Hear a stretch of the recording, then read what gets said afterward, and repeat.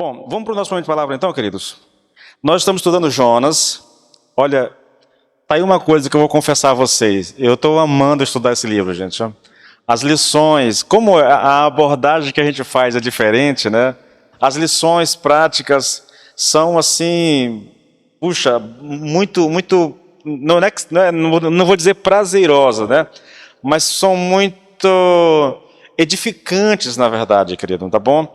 E eu vou fazer contigo aqui só uma pequena recapitulação do capítulo 2, porque eu concluí a mensagem na semana passada antes de terminar o capítulo 2. Então eu vou fazer uma pequena recapitulação só citando realmente a abordagem que eu fiz do capítulo. Eu dividi o capítulo, querido, na seguinte forma. Primeiro, um clamor por avivamento. Depois, uma revisão da crise. Depois, uma revisão do livramento. E, por último, uma palavra de louvor e gratidão pelo livramento. Aí eu vou trabalhar esses tópicos. O clamor pelo livramento. Nós trabalhamos os versículos 1 e 2. Isso está na mensagem da última semana, tá bom? Dentro desse tópico, trabalhei um subtópico chamado forçado a orar. Né? Quando o texto diz que Jonas diz assim, olha, em meu desespero gritei ao Senhor pedindo ajuda. Aí a segunda parte desse tópico aí foi forçados a orar sim, mas para o nosso próprio bem. Foi essa a abordagem que a gente fez, tá bom? Depois nós trabalhamos revisando a crise. Dentro desse tópico de revisando a crise, nós trabalhamos um subtópico que tem como título o seguinte: Jonas sabia que tudo aquilo que estava acontecendo era uma ação de Deus. Aí nós olhamos o texto aqui, abordamos o texto, tá? Um segundo subtópico é cuidado com o que você deseja, cuidado com o que você está pedindo ao Senhor, tá? E andando um pouquinho, eu só estou lendo literalmente os tópicos e os subtópicos que nós trabalhamos, tá bom? O terceiro subtópico foi: a desobediência a Deus pode cobrar um preço muito alto. Se você quiser acompanhar essa mensagem depois, ainda não acompanhou, fique à vontade, está no YouTube, no Instagram, no Facebook. O terceiro tópico da ministração, querido, foi revisando o livramento. É quando, nos versículos 6, 7, o Jonas faz um apanhado daquilo que aconteceu com ele. Dentro desse tópico, nós temos um subtópico, e foi aqui que nós paramos, né? A bondade de Deus é incomensuravelmente, é infinitamente superior à desobediência humana.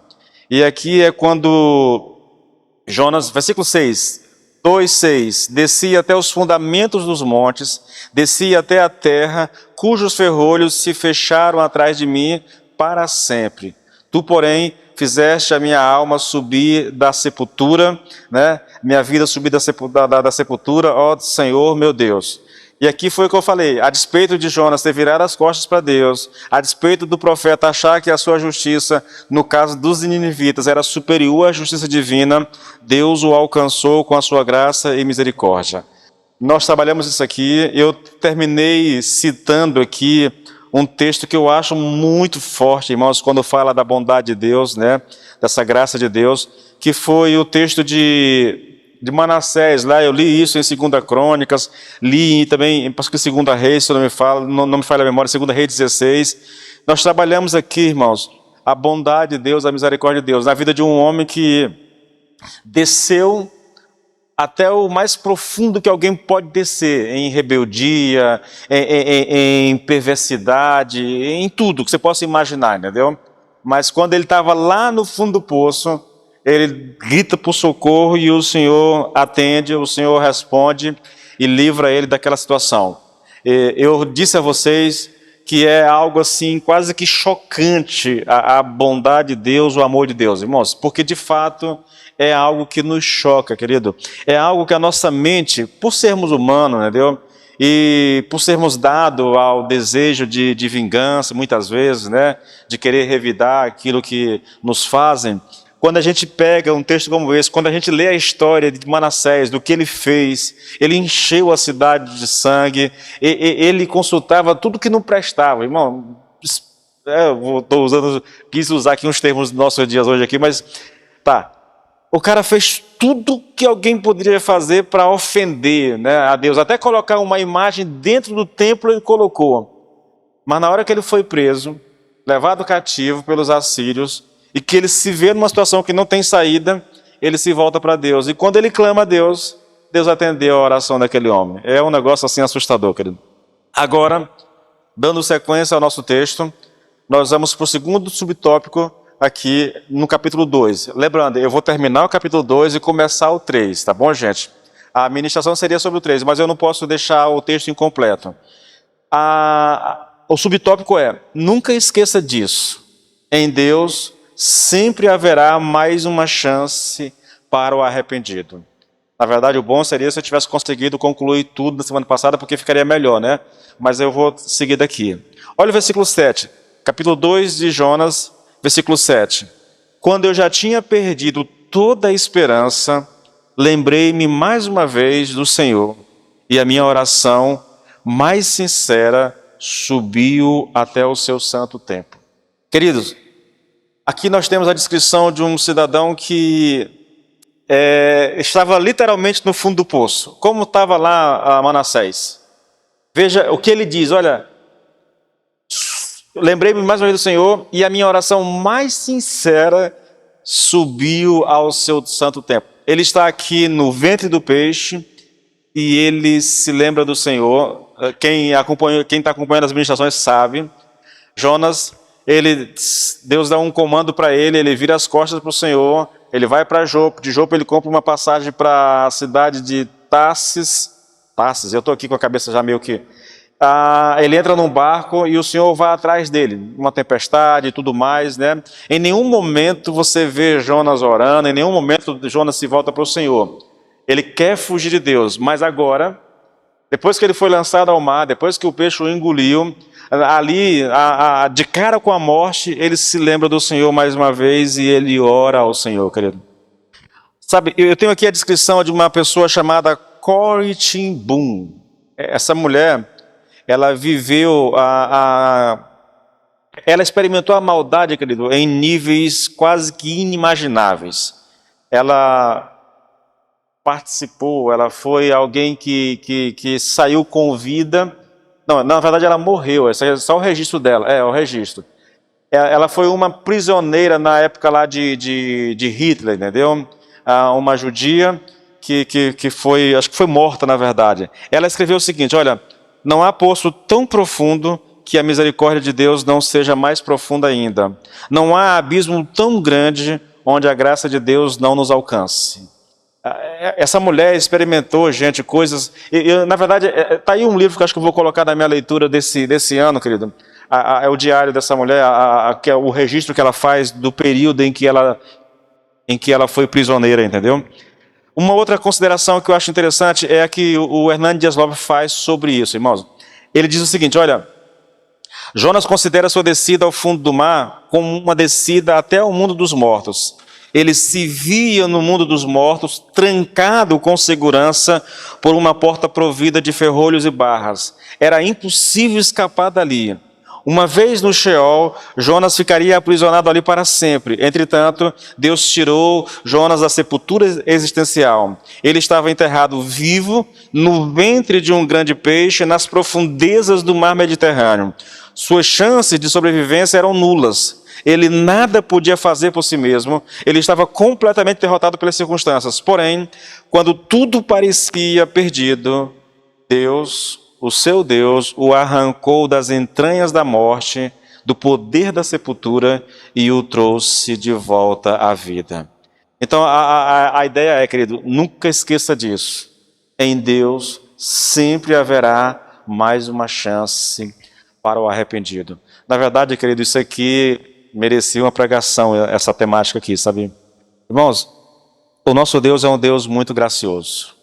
Até quando Deus nos disciplina, quando Deus, muitas vezes, irmãos, nos leva para situações complicadas e de sofrimento, Ele faz isso por amor. A Bíblia está repleta de instruções a respeito disso. Hebreus 12, Provérbios 3, a gente vai ver isso constantemente, irmãos. Deus nos disciplina exatamente porque nos ama. Deus nos disciplina porque Ele nos trata como filho, né? Eu venho dizendo isso aqui, queridos. Quando um pai não disciplina um filho quando ele merece ser disciplinado, ele está demonstrando na prática que ele não ama o filho, que ele não se importa com o filho. Embora se diga o contrário hoje, né, que quem ama não bate, quem ama... Irmãos, isso é psicologia barata, entendeu? Entre a psicologia e o ensino bíblico, eu prefiro o ensino bíblico. Deus é um Deus que nos ama, querido, e porque Ele nos ama, Ele levou Jonas para o ventre do peixe, entende? Porque Jonas era filho, ele foi parar no ventre do peixe.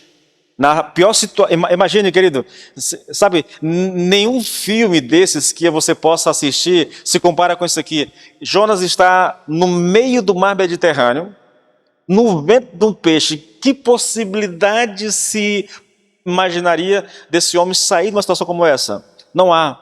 Só que eu estava hoje falando com minha mãe. Mãe, não permita que a dor e o sofrimento que a senhora sente hoje lhe roube a alegria de servir a Deus, lhe roube a paz do coração, porque em Deus sempre vai haver uma alternativa, uma saída.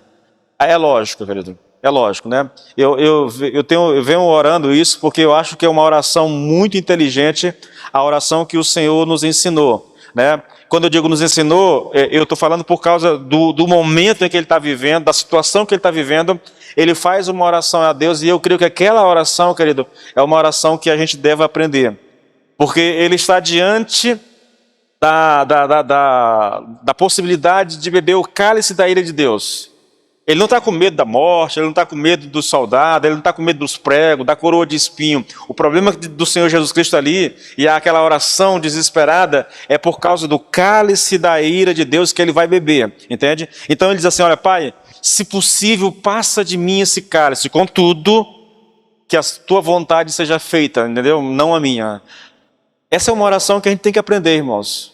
Eu orei hoje com minha mãe em cima disso. Senhor, que a tua vontade seja feita. A minha vontade, o meu desejo, a minha oração é que o Senhor cure a minha mãe, que o Senhor opere um milagre na vida dela. Mas, né, eu não sei qual é a tua vontade. A minha oração é que a tua vontade seja a mesma que a minha, porque aí eu sei que o Senhor vai curar a minha mãe. Mas eu não sei se é essa a vontade do Senhor, querido. E eu estava ministrando na vida dela. Não perca a esperança. Quando Deus quer, querido, irmãos, não há situação impossível. Não há causa impossível. Está aqui um homem, se a palavra impossível pode ser aplicada a alguém, aplique-se a Jonas. No meio do Mediterrâneo, ninguém sabe onde ele está. Os marinheiros jogaram ele lá, querido, e seguiram, né? A tempestade cessou e eles seguiram a viagem. E ele está lá no meio do desespero, no meio do mar, dentro da barriga de um peixe. Como é que sai? Como é que se livra um negócio desse? Mas foi só Jonas orar, querido. E quando ele clamou ao Senhor, o Senhor respondeu à oração dele. E o livrou daquela situação. Olha, irmãos, a gente precisa aprender a confiar, querido. Precisa aprender a confiar. É lógico, Jonas está passando por isso por causa da sua rebeldia. Que fique bem claro isso, querido, tá bom? Ele só está nessa situação provida por Deus por causa da sua rebeldia. Mas mesmo nessa situação, quando eles oram ao Senhor, o Senhor atende. E aí nós vamos para o nosso último tópico aqui no capítulo 2, que nós vamos falar de louvor e gratidão, querido. Nós vamos olhar o versículos 8 aqui e o 9 aqui, e nós vamos falar sobre louvor e gratidão. Aqui nós temos uma espécie, irmãos, de conclusão extraída da experiência do profeta. É como se ele estivesse, ele escreve isso aqui, basicamente já, isso aqui foi escrito já quando, tipo assim, veja, o Senhor livrou ele da barriga do peixe, ele foi e pregou a Nínive, quando ele volta para a sua terra natal, então ele vai escrever o livro, entendeu? Ele vai registrar o que aconteceu, e aí ele diz assim, olha, veja que coisa interessante, irmãos.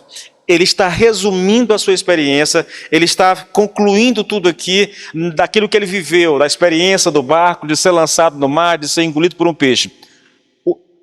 A abordagem que eu quero fazer é a seguinte: a bondade, a graça e a misericórdia de Deus não podem ser alcançadas por quem adora ídolos, a menos, é claro, que se arrependa da sua da sua idolatria. Olha o texto, querido, versículo 8 do capítulo 2 de Jonas. Os que adoram ídolos inúteis perdem a oportunidade de receber todas as provas de bondade que Deus oferece. Ou, numa outra tradução alternativa, né? Aqueles que acreditam em ídolos inúteis desprezam a misericórdia. Aqui deixa eu fazer uma ressalva. Nicodemos diz o seguinte, olha, veja, a pergunta é, por que ele fala aqui de ídolos aqui nesse texto? Olha a explicação que Nicodemos faz aqui, olha. Ele diz assim, olha, Jonas, sabendo que o seu livro seria lido pelos seus conterrâneos, pelos judeus, provavelmente estava falando dos atos de idolatria da nação de Israel. É como se ele estivesse dizendo assim, olha, meu povo, aprendi com essa experiência que adorar ídolos não é uma religião de pessoas ignorantes, mas sim bem intencionadas. No entanto, essa prática não passa de rebelião contra Deus. Ele não aceita a adoração de imagens, qualquer que seja o pretexto. Imagens de homens, mulheres, anjos ou qualquer outra criatura. Os que praticam idolatria rejeitam a misericórdia de Deus. Qual é a lição aqui, irmãos, que está sendo passada a nós aqui? Veja, ele está experimentando da bondade de Deus, ele está experimentando um livramento, mas aí, veja, novamente, irmãos, quando Jonas escreve isso aqui, ele já está na sua terra natal, ele já foi a Nínive, ele já pregou lá, ele já voltou para casa, ele está escrevendo o que aconteceu com ele, e aí ele vai colocando as suas impressões. Mais ou menos assim, querido, olha, se Jonas fosse uma pessoa idólatra, é lógico, né? Não seria nenhum profeta de Deus. Então a ideia é, não há livramento realmente para quem adora ídolos.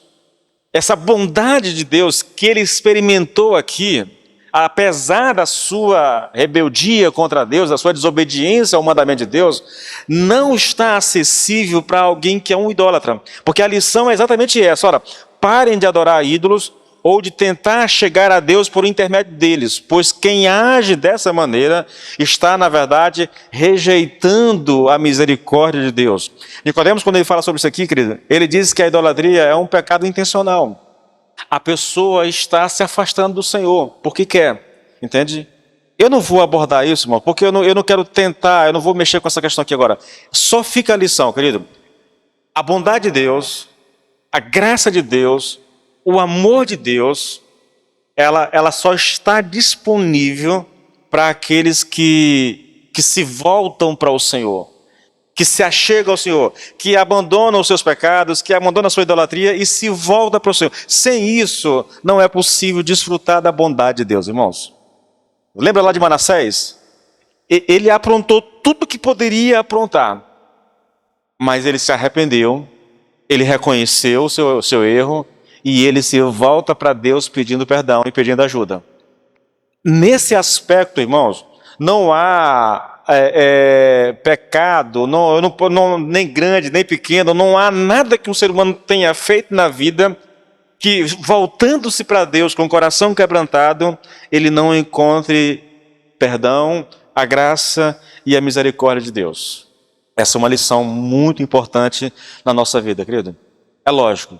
O contraste que Jonas faz aqui é, se você está buscando Deus através de uma imagem, a menos que haja arrependimento, você nunca vai conhecer esse Deus misericordioso, esse Deus gracioso, que liberta mesmo de situações impossíveis, como foi o caso de Jonas.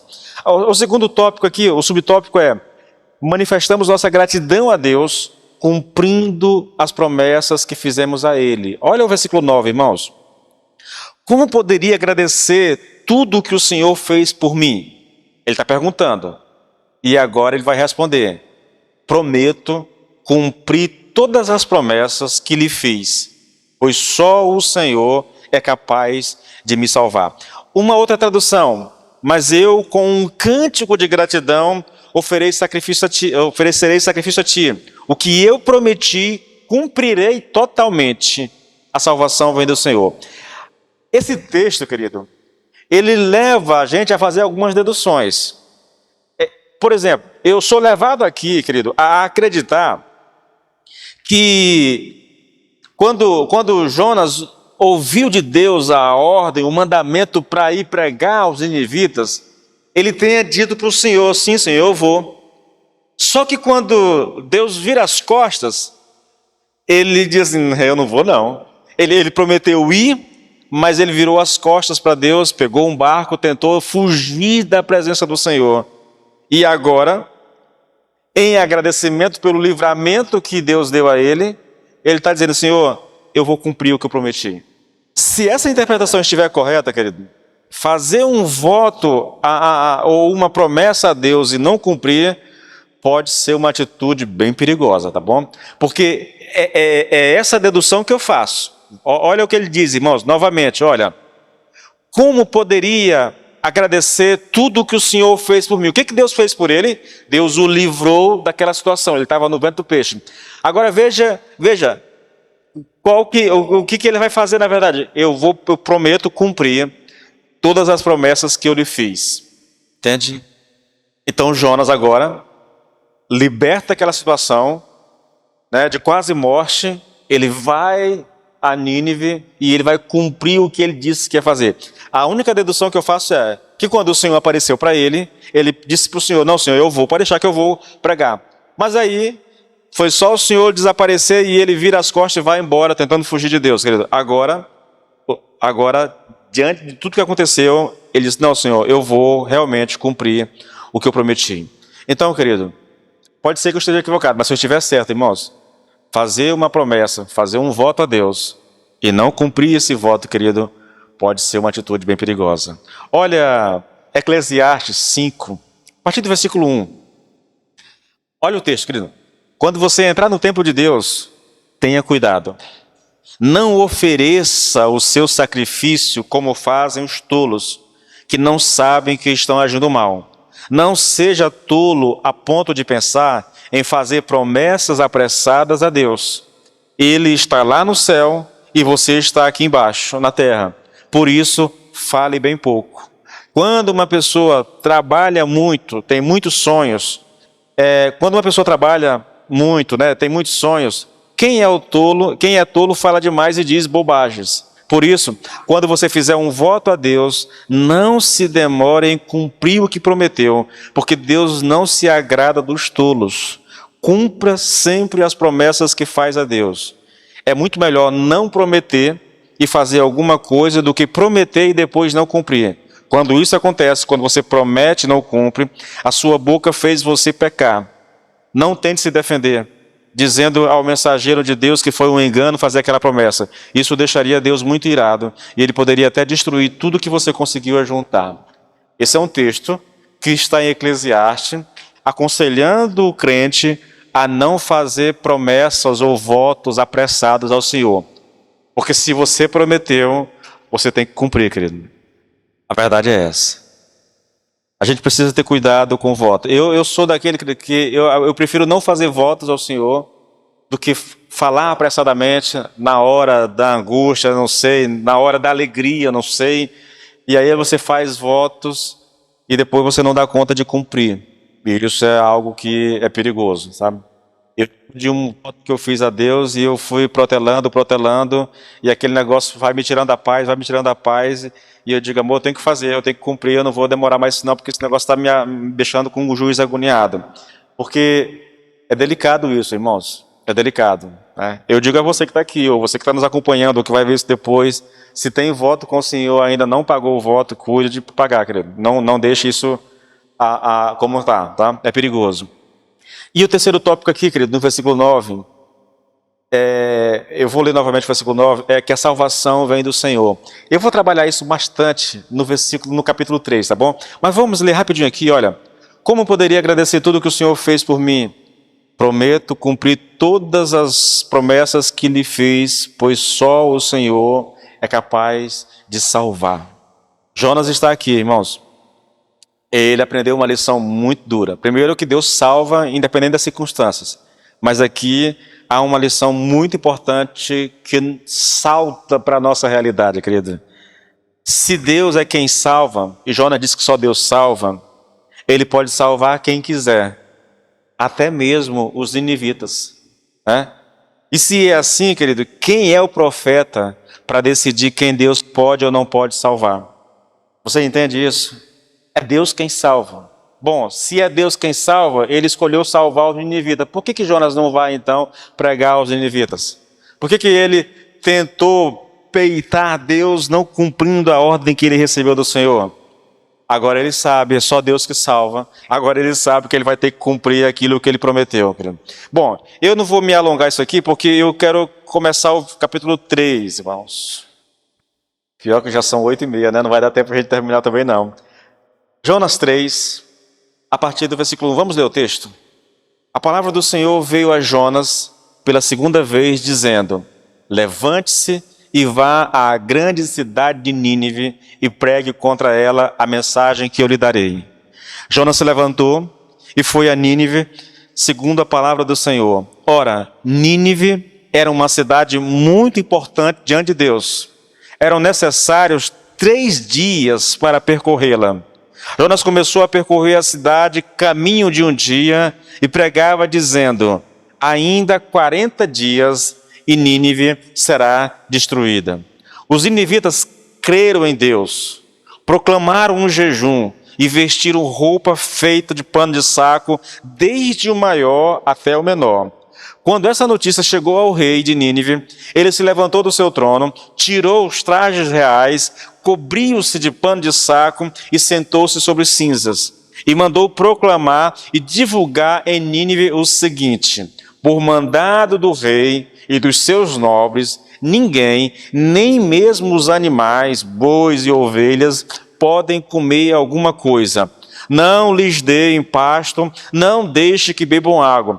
Todos devem ser cobertos de pano de saco, tanto as pessoas como os animais. Então clamarão fortemente a Deus e se converterão, cada um do seu mau caminho e da violência que há nas suas mãos. Quem sabe, talvez Deus se volte e mude de ideia e então se afaste do furor da sua ira, para que não pereçamos. Um rei ímpio, viu, querido?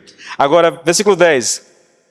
Deus viu o que fizeram, como se converteram do seu mau caminho, e Deus mudou de ideia quanto ao mal que tinha dito que lhes faria e não fez. Irmãos, esse é um texto... querido, nós vamos trabalhar isso aqui de uma forma... Olha, de novo, eu vou pegar o texto e vou tentar separar os parágrafos por tópicos, entendeu? A primeira parte aqui, querido, é a palavra de Deus veio a Jonas uma segunda vez. É o primeiro tópico, versículo 1 e 2, olha só. A palavra do Senhor veio a Jonas pela segunda vez, dizendo: levante-se e vá à grande cidade de Nínive e pregue contra ela a mensagem que eu lhe darei. Deus disse a Jonas o que ele deveria pregar. Foi o que ele disse. Olha a mensagem que ele pregou. Ainda 40 dias, ou daqui a 40 dias, Nínive será destruída. Era essa a mensagem. Bom, vamos trabalhar o subtópico aqui para a gente mastigar melhor esse texto aqui, querido, tirar algumas lições aqui. O primeiro subtópico é uma segunda chance para fazer o que é certo. O que nós temos aqui, querido, é praticamente uma repetição do que Deus havia dito ao profeta Jonas lá no capítulo 1. Olha lá, irmãos, é praticamente o mesmo texto. Olha, a palavra do Senhor veio a Jonas, filho de Amitai, dizendo: levante-se, vá à grande cidade de Nínive e pregue contra ela, porque a sua maldade subiu até a minha presença. Novamente, no 2... a palavra do Senhor veio a Jonas pela segunda vez, dizendo: levante-se e vá à grande cidade de Nínive e pregue contra ela. Irmãos, ele está repetindo basicamente tudo o que ele já disse.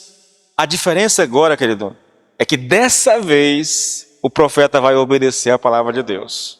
Na primeira vez que Deus falou com o profeta, ele tinha desafiado a Deus, irmãos, e fugido da presença do Senhor. Mas graças a Deus, irmãos, Deus não desistiu do profeta. Novamente, vem aí, irmãos, a gente não pode fugir disso. Como um bom pai que é, Deus foi obrigado a disciplinar o seu filho, e depois que ele disciplinou, ele deu a ele uma segunda chance para fazer o que é certo. Percebe? Deu a ordem, Jonas até disse: Senhor, eu vou, mas ele foi para outro lugar. Desceu para Jope, entrou num barco e quis fugir de Deus. O Senhor foi atrás de Jonas, moveu-se, Deus moveu os céus, terra, moveu o mar, moveu pessoas, moveu o peixe, moveu tudo, mas capturou o profeta Fujão e levou ele de volta para a cidade, né? Para que ele pregasse o evangelho. Deu a ele uma segunda chance. Você vai fazer o que eu te mandei fazer. Vem algumas coisas na mente da gente, né? Eu já falei sobre isso aqui, mas quando eu vejo esse livro, irmãos, eu fico tentando entender aqui onde é que existe livre-arbítrio na vida do ser humano. É sério. Olhe para Jonas e olhe para o povo. Olha o que Deus fez. Irmãos, os ventos obedecem à voz de Deus, as águas obedecem à voz de Deus, os peixes obedecem à voz de Deus, os marinheiros ímpios obedecem à voz de Deus, a planta, Deus fez nascer uma planta, ela obedece, veio a lagarta que obedece, tudo obedece a Deus, irmãos. Não tem esse negócio, querido. É algo assim muito interessante.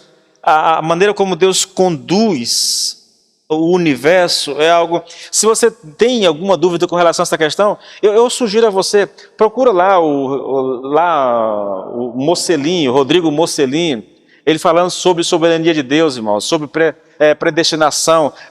Acompanhe lá, ele tem uma série sobre isso lá. É muito interessante aquilo, porque a gente não vê isso aqui, querido. Não há isso aqui de livre-arbítrio, entendeu?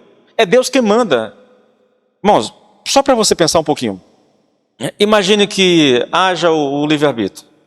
Se Deus deu uma ordem para Jonas e Jonas não quis cumprir, Deus poderia ter respeitado, né? Se há, Deus não respeita. Porque Jonas não quis ir, fugiu. Mas por causa dessa fuga, veja só, irmãos, Deus vai trabalhar com os ventos, vai trabalhar com as águas, vai trabalhar com os homens, vai trabalhar com os peixes, para que o profeta vá para onde ele mandou o profeta ir. Não adianta fugir, entendeu? Não adianta fugir. Então, a minha ideia aqui é a seguinte, querido. Isso parece ruim. Não, irmãos, olha, eu disse isso para minha mãe hoje. A vontade de Deus, diz a palavra, ela é boa, ela é perfeita e ela é agradável. Então eu não devo ter medo da vontade de Deus, irmãos. Não devo ter medo. Se Deus disse para eu fazer uma coisa, é melhor ir, irmãos. E é melhor ir de primeira. Porque de segunda é mais dolorido. Vocês vão já ver isso aqui, entendeu? Então Deus é um Deus, querido, que nos dá segundas chances. Deus é um Deus que nos permite recomeçar. A gente erra, quebra a cara, faz o que é errado e Ele permite que a gente recomece, entendeu? Como filhos, querido, nós somos exortados a fazer a mesma coisa, só que agora fazer isso com aqueles que falham conosco, sabiam? E essa é uma lição muito importante, irmãos. Deus age assim conosco, e porque Ele age assim conosco, querido, Ele quer que nós também hajamos da mesma forma com aqueles que falham conosco. Você acha que eu estou exagerando? Você acha que eu estou forçando o texto? Mateus 18, a partir do versículo 20, Mateus 18. Pois onde 2 ou 3 se reunirem em meu nome, eu estarei ali no meio deles. Então Pedro se aproximou de Jesus e perguntou-lhe, Senhor, quantas vezes eu devo perdoar? Essa referência está errada, viu, querido? Não é essa aqui não, eu tenho certeza. Mas eu vou ler mesmo, ouça só o texto, depois eu vou corrigir isso aqui. Então Pedro se aproximou de Jesus e lhe perguntou, Senhor, quantas vezes eu devo perdoar um irmão que peca contra mim? 7 vezes? Eles não. 7 vezes não. Mas até 70 vezes 7. Isso tem o sentido de que você deve perdoar quantas vezes for necessário perdoar. É essa a ideia do texto, irmãos. Assim como Deus nos perdoa, querido, assim como Deus nos dá a oportunidade de recomeçar, de fazer de novo, e de novo, muitas vezes, Ele quer que a gente haja da mesma forma com aqueles que falham conosco. Eu poderia abordar aqui, querido, porque eu sei que é um tema que mexe muito com a gente, né? Eu poderia abordar aqui a questão do perdão, sabia? Porque um crente que não consegue perdoar é um negócio meio estranho, sabe? É um negócio meio que esquisito isso. Primeiro porque as instruções para perdoar, elas são assim aos montes na Bíblia. Olha a oração do Pai Nosso, perdoa quem nos tem ofendido como nós perdoamos, né? Então, a ideia é sempre estar lá na Bíblia, irmãos. Nós devemos dar uma segunda, perdoar é dar uma segunda chance para alguém que nos falou conosco, nos magoou, alguma coisa dessa natureza. Esse é o desafio que nós temos como crentes, querido. Vamos lá, segundo subtópico, é aqui que eu vou. A desobediência pode cobrar um preço muito alto. Novamente eu vou ler o texto. A palavra do Senhor veio a Jonas pela segunda vez, dizendo: levante-se, vá à grande cidade de Nínive e pregue contra ela a mensagem que eu lhe darei. Agora ele levantou e foi, entendeu? Como já foi dito aqui, querido, esses versículos são praticamente uma repetição do que foi dito no primeiro capítulo. Entretanto, a primeira vez, Jonas desobedeceu a Deus e isso lhe custou um preço muito, muito elevado, irmãos, muito. Eu faço uma pergunta aqui, né? Será que Jonas, se ele soubesse que haveria de passar por todas aquelas situações trágicas e desesperadoras, ele teria desobedecido a Deus?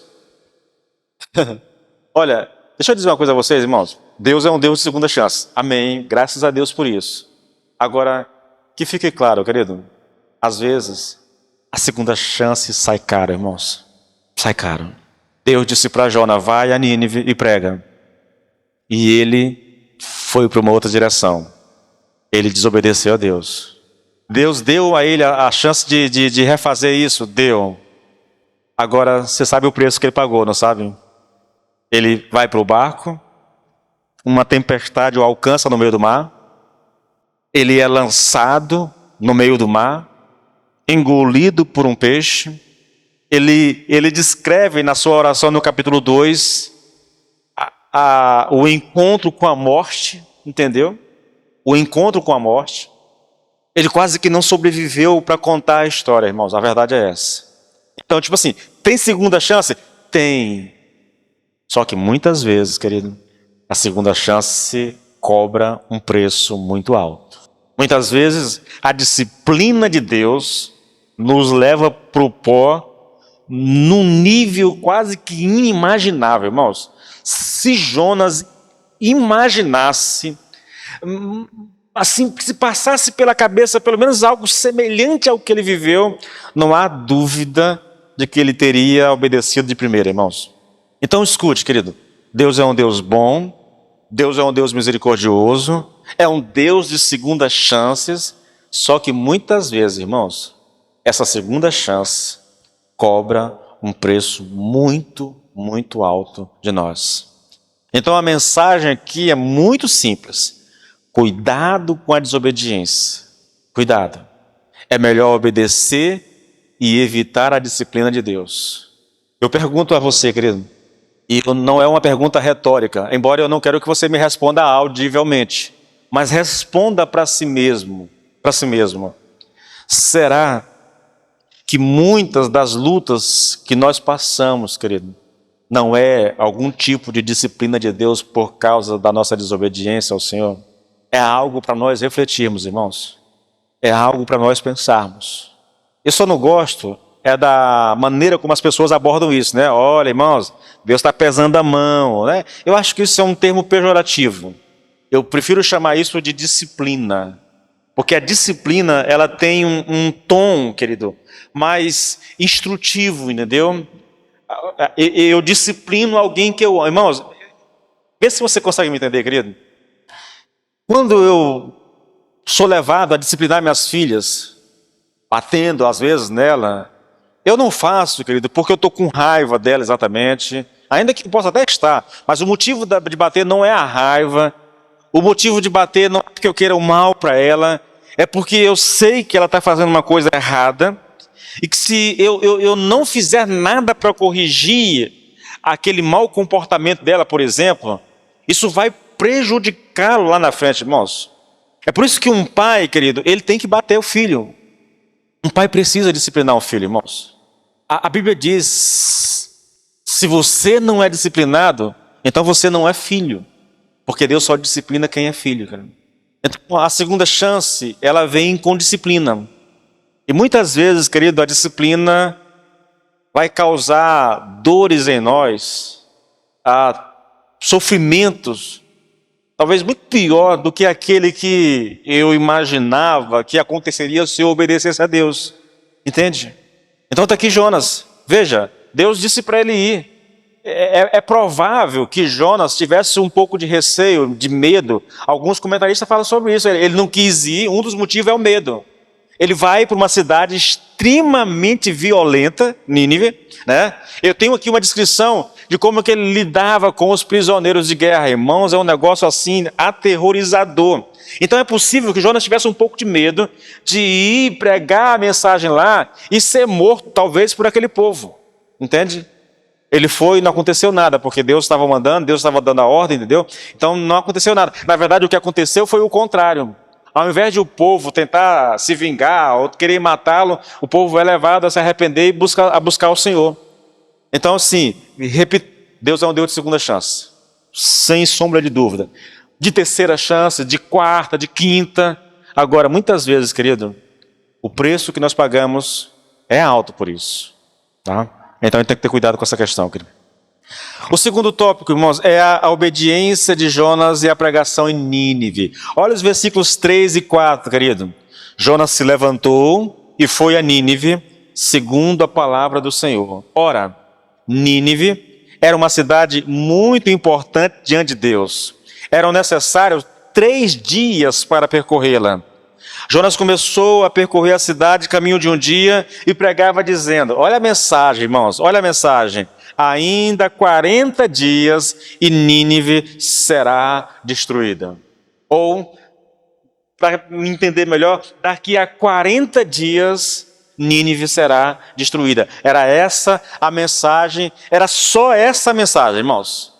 Caminhando, rua acima, abaixo, andando de um lado para o outro. Daqui a 40 dias, o Senhor vai destruir a cidade de Nínive. Daqui a 40 dias, e Nínive será subvertida. É a expressão hebraica, entendeu? Bom, vamos tratar disso aqui. Vamos dividir isso aqui em subtópicos. Primeiro, obediência sim, ele foi, mas não mudança de ideia. O que eu estou querendo dizer aqui?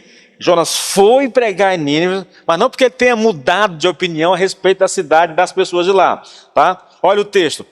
Versículo 3. Jonas se levantou e foi a Nínive, segundo a palavra do Senhor. Ele foi. Ele aprendeu a lição. Ele sabe que é dolorido demais desobedecer a Deus. Não para lutar contra a vontade de Deus e prevalecer, irmãos. Então, quando o Senhor disse, vai, ele foi.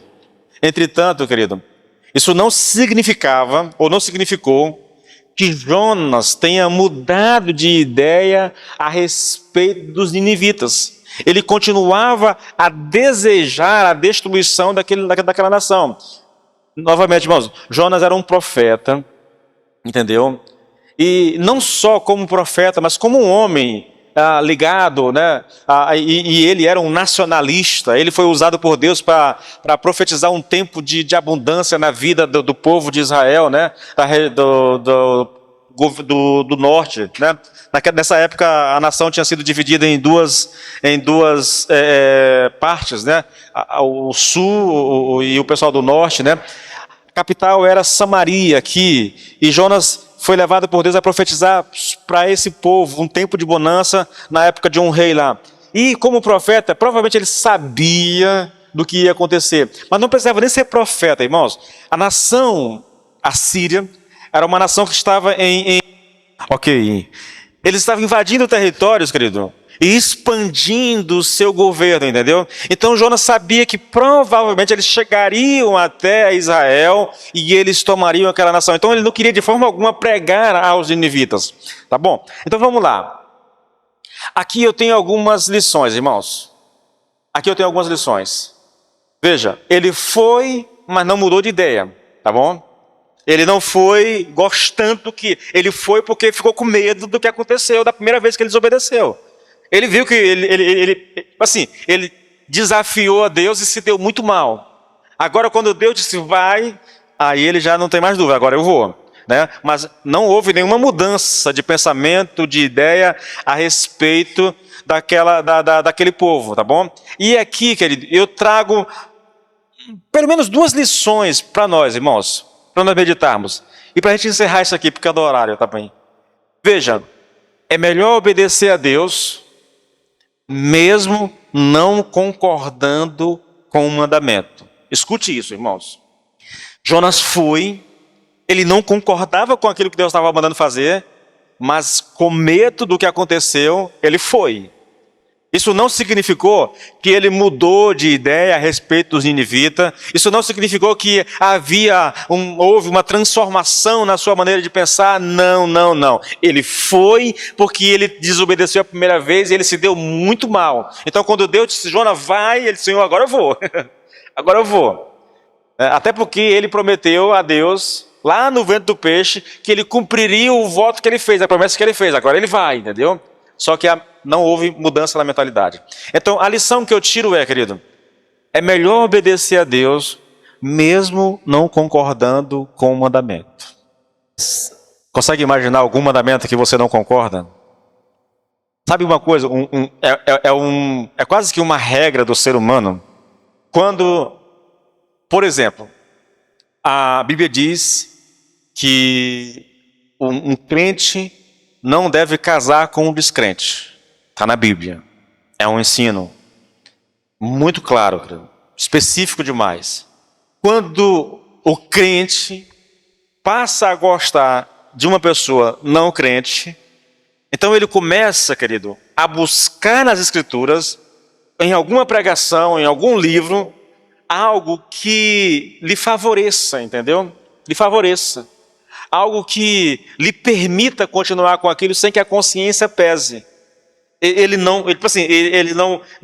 O problema dele não é um mandamento, é porque agora, naquele momento, ele está gostando de uma pessoa que não é crente. Então, para manter o relacionamento, né, e manter a cabeça em paz diante do Senhor, ele tenta, através das Escrituras, encontrar uma brecha para que o namoro seja respaldado. Entende isso? A ideia do texto é: obedeça, mesmo que você não concorde. Por quê? Porque o preço pode ser alto pela desobediência. É só você olhar para a vida de Jonas. É só você olhar para um monte de outros exemplos, querido, que há. Meu filho uma vez namorou uma menina descrente. Eu não quis obrigar a terminar. Chamei minha esposa, né? E nós vamos orar para que Deus venha e dê um jeito de... Olha, querido, aqui uma coisa estratégica, né? Acho que eu nunca falei disso abertamente com vocês. Eu sabia que eu podia e tinha autoridade para impor e para terminar o namoro. Mas eu sabia que se eu fizesse isso, eu ia jogar o meu filho nos braços da menina. Não é que ela fosse ruim ou alguma coisa, não tem nada a ver. Ela só não era crente e eu não queria, entendeu? É só isso.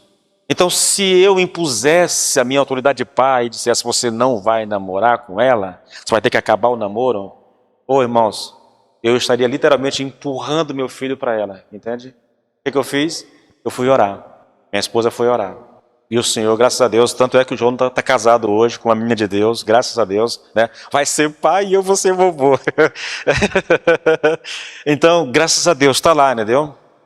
Eu tive o privilégio, irmãos, de ministrar no casamento. Eu não celebrei toda a cerimônia porque ele tem um pastor lá, né? E eu quis compartilhar com ele essa honra, né? Então eu ministrei a palavra e o pastor celebrou o casamento. Mas foi de Deus, irmãos. Se eu obrigo... Veja, querido, aqui a gente precisa aprender algo nesse sentido, irmãos. Tem coisas que a gente não pode simplesmente empurrar a goela abaixo, que o prejuízo pode ser maior. A gente tem que usar de sabedoria. E foi o comportamento que eu adotei e graças a Deus deu certo. Poderia não ter dado, tá bom? Mas graças a Deus deu certo. Tá? Então, é melhor obedecer, mesmo não gostando, irmãos. Mesmo não concordando. Por quê, pastor? Porque às vezes o preço que a gente paga pela desobediência é muito alto. Muito maior do que se eu tivesse obedecido. E a segunda lição, querido, escute, irmãos, escute isso aqui, querido. Tem muito a ver com o primeiro, é lógico, né? Olha, o que Deus quer dos seus filhos é submissão e não suas opiniões. Aprendam isso, irmãos. Aprendam isso. Deus disse para Jonas, vai para Nínive. Mas Jonas tinha uma opinião diferente. Não vou, porque se eu for, pode ser que eles se arrependam. E ele diz isso no capítulo 4, entendeu? E se eles se arrependerem, Deus vai ter misericórdia deles, como aconteceu de fato. Então eu não vou. Ele tinha uma opinião diferente e ele optou por seguir a sua opinião e virar as costas para a vontade de Deus. Deus permitiu que ele fizesse? Permitiu. Mas o preço foi alto, querido. O preço foi alto. Quer um outro exemplo do que eu estou falando? 1 Samuel 15. Eu vou ler os versículos 22 e 23. Olha só, irmãos. O que Deus quer dos seus filhos é submissão e não as suas opiniões. Tem gente que acha que sabe mais do que Deus. Tem gente que acha que tem uma visão melhor do mundo, da realidade, e que a Bíblia é um livro antiquado, então eu não vou fazer isso aqui não, porque eu acho que se eu fizer dessa forma, vai ser melhor. Cuidado com isso, querido. Olha, 1 Samuel 15, 22 e 23. Porém Samuel disse: será que o Senhor tem mais prazer em holocaustos e sacrifícios do que no obedecer a sua palavra? Eis que o obedecer é melhor do que o sacrificar, e o ouvir é melhor do que a gordura de carneiros. Porque a rebelião é como o pecado da feitiçaria, e a obstinação é como a idolatria e o culto a ídolos do lar. Por ter rejeitado a palavra do Senhor, também ele o rejeitou como rei. Deus, por meio do profeta, deu uma ordem para Saul: vai até os amalequitas e destrói tudo, não deixa nada com vida, tudo. Ele foi e poupou o melhor do gado e o rei. Acho que até Agag é o nome do rei. Quando o profeta vai encontrar com Saul, ele está lá: homem de Deus, eu cumpri a ordem do Senhor. E Samuel diz assim: e por que eu estou ouvindo esse balido aí por que eu estou ouvindo o chocalho do gado, das ovelhas? Entende? Saul tinha uma opinião diferente da de Deus. Deus deu a ele um mandamento, uma ordem, mas ele tinha umas ideias diferentes. E ele optou por seguir as suas ideias, as suas opiniões. Qual foi o preço que ele pagou com isso? Esse homem ficou louco e morreu, literalmente, irmãos, por causa disso. Ele perdeu o reino por causa disso, porque ele não cumpriu a ordem do Senhor. Irmãos, é melhor obedecer, querido, mesmo que eu não concorde. Mesmo que eu tenha uma opinião diferente, que eu acho, que eu julgue que é melhor obedecer, querido. Porque às vezes o preço a ser pago é alto, irmãos. É alto. Eu vou parar por aqui, querido, porque senão a gente vai extrapolar o nosso horário, tá bom? Então deixa eu fazer aqui algumas considerações para finalizar isso aqui, essa ministração. Basicamente, querido, eu vou fechar isso aqui falando da necessidade que nós temos de obedecer a Deus. Essa é uma necessidade gritante, irmãos. Nós vivemos uma época, querido, onde as pessoas têm as suas próprias ideias, as suas próprias opiniões, e elas querem caminhar com Deus, mas elas querem caminhar com Deus de acordo com as suas ideias, de acordo com os seus pensamentos, de acordo com aquilo que ele acha certo. Não dá, querido. Não dá, irmãos. Não dá. Você vai quebrar a cara, não tenha dúvida disso.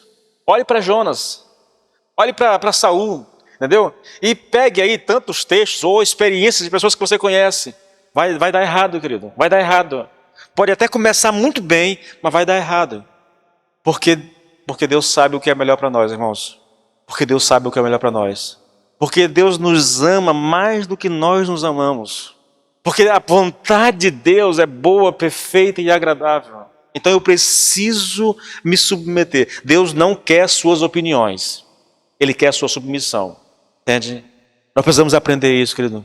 E a caminhar com Deus. Mesmo fazendo muitas vezes coisas que a gente não gosta. Coisas que nós pensamos diferente. Eu sei que a palavra diz isso, mas eu acho que se fosse assim e assado, seria melhor. Cuidado com isso, querido. Parece tão bobo, tão inocente, irmãos. Mas quando você age dessa forma, querido, você está agindo em rebelião contra Deus. Meu irmão, você está se colocando numa posição acima de Deus. E isso é muito perigoso. Obediência, irmãos. Olha o que Deus diz para Saul. É melhor obedecer do que sacrificar. É melhor obedecer do que sacrificar. Porque a rebelião é como o pecado da feitiçaria, irmãos. Isso é um texto muito forte, querido. Eu creio que essa mensagem é simples, E eu estou exatamente anunciando porque eu creio que é algo que é muito urgente para a nossa realidade, irmãos. Eu poderia citar tantos textos aqui que o Senhor nos manda fazer, como, por exemplo, o mandamento para congregar, o mandamento para orar, o mandamento para ler a palavra, o mandamento para testemunhar de Jesus, anunciar o Evangelho, e tantos outros mandamentos que nós conhecemos, mas muitas vezes não fazemos porque temos uma opinião diferente, porque temos pensamentos diferentes, temos ideias diferentes. Por causa das nossas ideias, nós só viramos as costas para aquilo que Deus diz e fazemos as coisas do nosso jeito. Cuidado, querido. Jonas tentou fazer isso.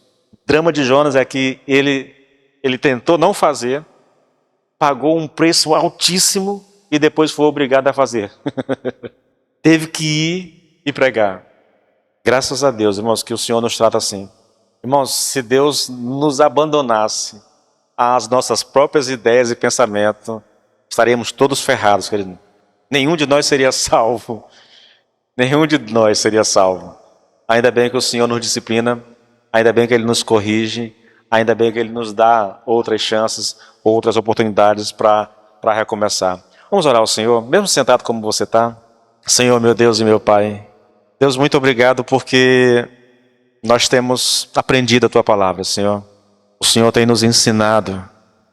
Eu sei que muitas vezes, Pai, não é o que nós queremos ouvir, não é o que nós desejamos ouvir, Senhor, mas eu não tenho dúvida, Pai, é o que o Senhor quer falar conosco, é o que o Senhor quer ministrar ao nosso coração.